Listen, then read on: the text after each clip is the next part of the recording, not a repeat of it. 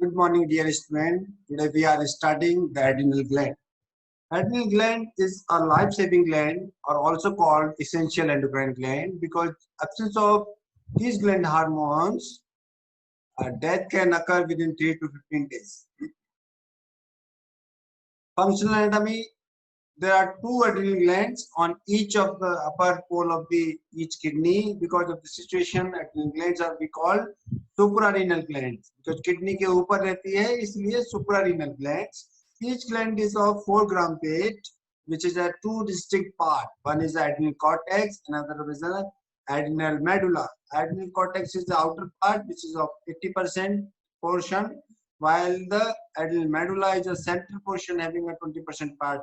So here you can say at the upper pole of kidney, there is a right and left suprarenal gland.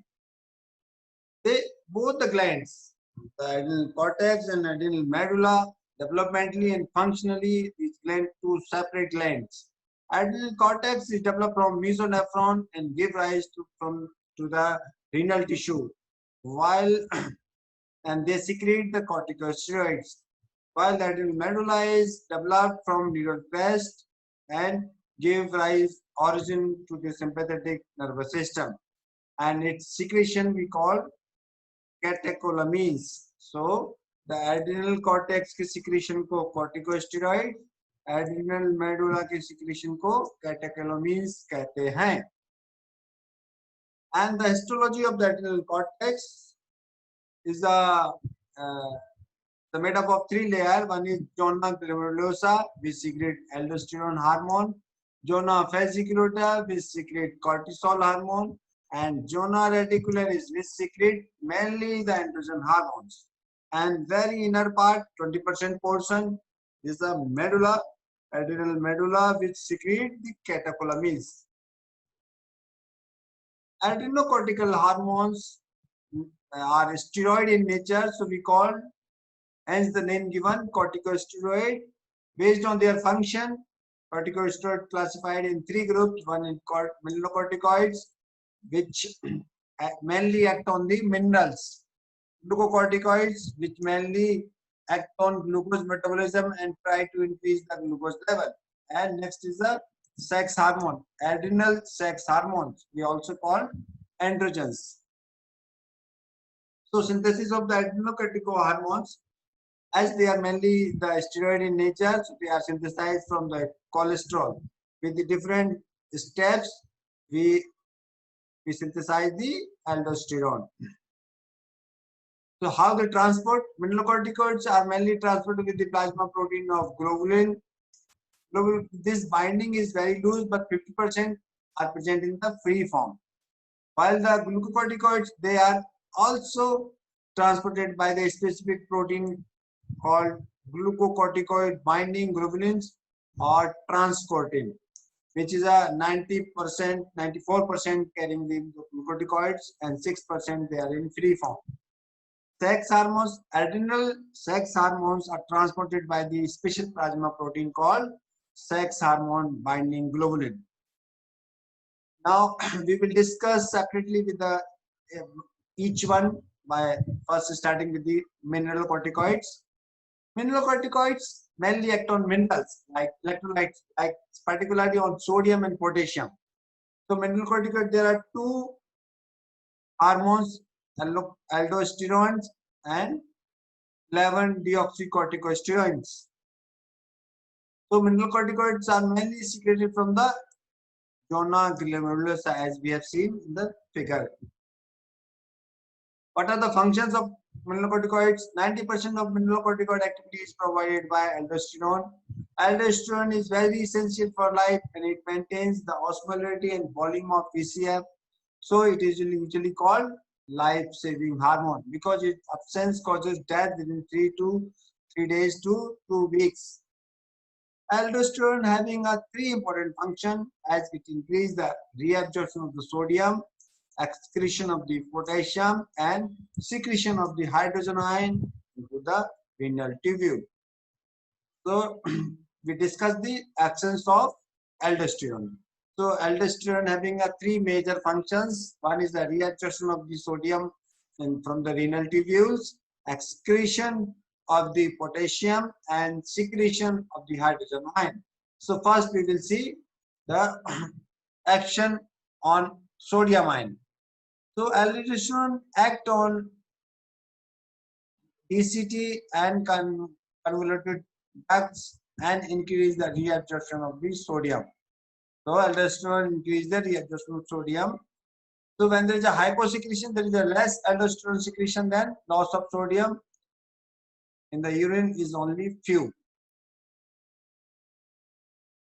हाइपरसिक्रेशन, जब ज्यादा secretion हो रहा है तो ज्यादा रीअब्जॉर्प्शन होगा सोडियम का, तो यूरिन में कम आएगा sodium.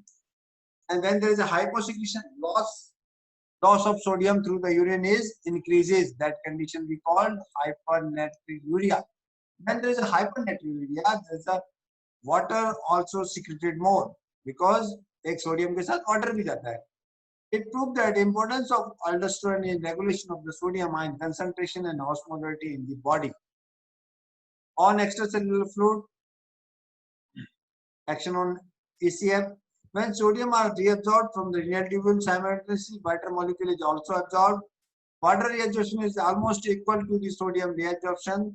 So the net result is the increase in the ECF volume. Even though the aldosterone increase the sodium reabsorption to the renal tubule, the concentration of the sodium does not increase, because water is also reabsorbed simultaneously. But still there is a possibility of mild increase in the concentration of the sodium in the blood, that we call mild hypernatremia, and it induced thirst leading to intake of water, which again increase the ECF volume and blood volume. थोड़ा सा sodium का बढ़ेगा तो हम पानी पिएंगे तो और ECF वॉल्यूम बढ़ जाएगा. So the aldosterone increase the ECF volume. Third, on blood pressure. When there is an increase in ECF volume and blood volume, finally lead to increase in the blood pressure. But there is a one phenomena we call aldosterone escape or escape phenomena. It refers to escape of the kidney from the salt retaining effects of excess administration or secretion of the aldosterone, as in the case of primary hyperaldosteronism. That simply mean what is aldosterone escape means aldosterone का effect नहीं आएगा, means hypernatremia नहीं होगा. Means why there is not hypernatremia, why there is a not increase ECF volume and blood volume? Because of the mechanism. This is the mechanism that we call increased aldosterone level causing reabsorption of the excess sodium and water from renal tubule, causing the increased ECF volume, increase in arterial blood pressure, as we have seen earlier. So arterial blood pressure बढ़ने से increase of the secretion of the arterionatriuretic peptides and brain natriuretic peptides and the cardiac natriuretic peptide from the cardiac muscle. So these peptides will increase the diuresis and produce the excretion of sodium and water through the urine. And there is a blood pressure increase causing blood pressure diuresis, which also causing the excretion of sodium and water through urine. So there is a decreased ECF volume.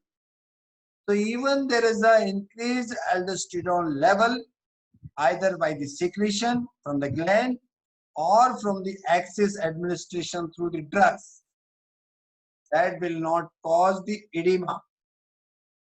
So significance of aldosterone escape: because of the aldosterone escape, edema does not occur. Aldosterone function on the potassium ion. Aldosterone increase the potassium excretion through the renal tubule. When it is deficient, leading to hyperkalemia. कम होगा तो excretion नहीं होगा तो calcium level blood में बढ़ेगा, hyperkalaemia कहते हैं उसको. Hyperkalemia result in serious cardiac toxicity with weak contraction of the heart and development of arrhythmia. In very severe condition, it may cause cardiac death. And while there is a Increased secretion of the aldosterone, it causes hypokalemia and muscular weakness. Action on hydrogen ion concentration. While increasing the sodium reabsorption from the renal tubule, aldosterone causes tubular secretion of the hydrogen ion. In some extent, secretion of hydrogen ion in the exchange for sodium ion.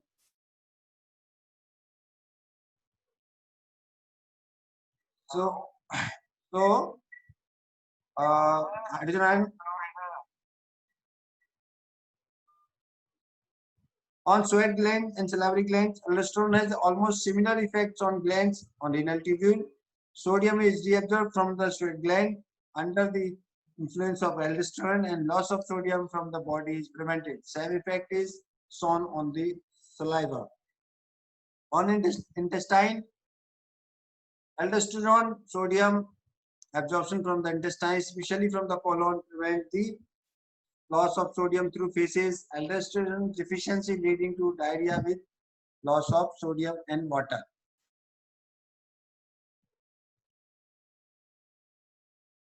Mechanism of action: act on the messenger mRNA. Regulation of secretion by the mainly three: increase in potassium ion concentration in ECF, decrease in sodium ion concentration in ECF, decrease in ECF volume, adrenocorticoid hormones. Then increase in the concentration of potassium ion is most effective stimulant for the aldosterone secretion, and this is mechanism. And now, what is hyperaldosteronism? Increase applied aspect of the aldosterone hormones. Increase secretion of the aldosterone is called hyperaldosteronism, classified in two by primary hyperaldosteronism, that उसको हम Conn's syndrome कहते हैं. Due to the tumor in the zona glomerulosa of adrenal cortex, in primary hyperaldosteronism, edema does not occur because of the escape phenomena. तो escape phenomena सबसे important है. Aldosterone escape phenomena. Secondary aldosteronism is due to the extrarenal causes such as congestive cardiac failure, nephrosis, toxemia of the pregnancy, and cirrhosis of the liver. Signs and symptoms are increased ECF volume and blood volume, hypertension due to increased ECF and volume, severe depletion of the potassium, muscular weakness due to potassium depletion, metabolic alkalosis due to the secretion of large amount of hydrogen ion into the renal tubule. Metabolic alkalosis reduces the blood calcium level, causing tetany. So today we have stopped over the mineralocorticoids. Thank you.